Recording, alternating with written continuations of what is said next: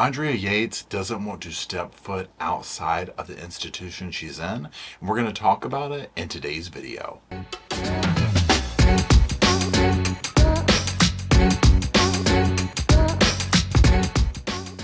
Hello Sofa Squad and welcome back to the sofa.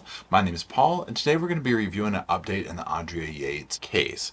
Now we'll go very quickly go over this. This is an older case, but I saw this article come through and it just kind of made me look at it again or whatever. I also want to look at the website that her husband has posted and that is referred to in this article. Now let's first start with the article. Let's put up on the screen here, and this is from the Post, and it says, you see the thing, Mom Andrea Yates, who drowned her 5 children in a bathtub in 2001, is rejecting the chance to go free. This is by Steve Helling, published July 9th. Now the first page here just talks about the backstory of this. This was back in 2001, like it said. She was in a postpartum psychosis, and she sat there one day. She basically methodically took her children out one by one, all 5 of them, and then called the authorities, called her husband. There was tons of warning signs about this. This is a very, unique case in that a lot of people, nobody agrees with what she did, right? Obviously, right? But this is one of those things where there were so many red flags and so many people were told she should not have another child. This is not good. This is not good. And they kept going forward. And it's very unfortunate all around because of just the outcome of this. She was not well. So let's keep going into the whole thing here. So that's the first thing here. It says, she never will get out.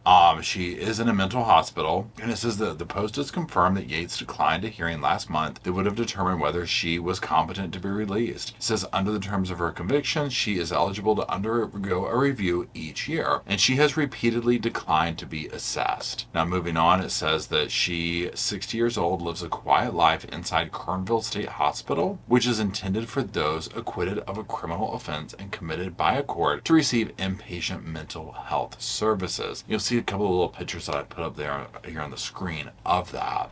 Let's keep going. It says that she makes greeting cards, crafts, other things featuring rainbows, butterflies. She sells her crafts at art shows and festivals. The proceeds from her sales go to the Yates Children's Memorial Fund, which helps people suffering from postpartum depression. I think that part is amazing right there that she does that. I think that it's, I don't want to say silver lining because but essentially if you have to find one of these cases, there you go. Because the tragedy of this, the absolute tragedy of it, and to have to live with that on a daily basis, I can only imagine.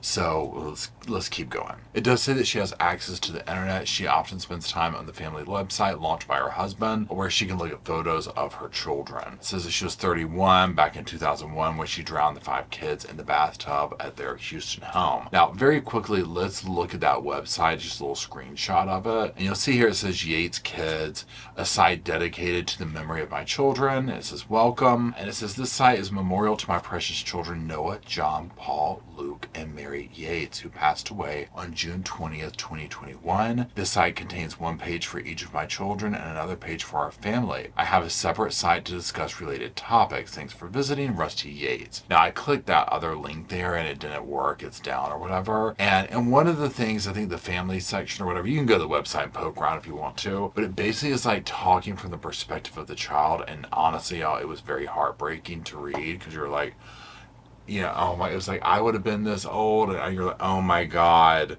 It's just absolutely heartbreaking. So I think it's interesting that she spends a lot of time reviewing this and going over it. Now again, it just goes more in depth about the details of the crime, about how she waited for her husband to leave to work and then she did this.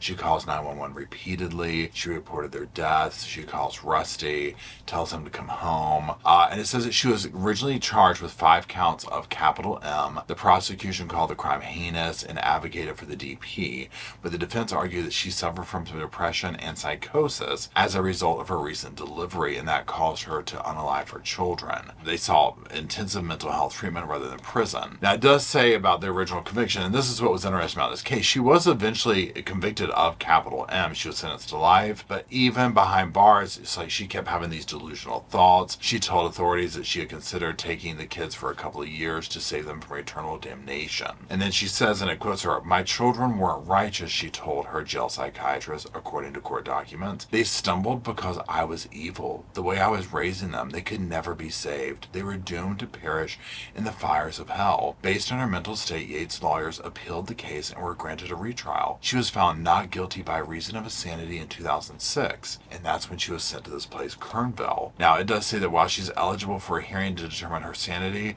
she is not required to seek release. She can spend the rest of her life in the facility. She talks to her husband monthly, despite the fact that they divorced and he has remarried. Her defense attorney, who has long maintained that Yates is happy and thriving at Kernville, says it's the only place she's called home for the last 17 years. He said it's where she wants to be, and he said, I mean, hypothetically, where would she even go? So here's my thing, a couple of things that come to my mind with this, and this is like mainly why I wanted to come here and talk about, well, obviously the update, right? I haven't heard about this in a while. Look at the Lori Vallow situation. It almost makes you wonder if somewhere with Lori, if she was trying to go for this.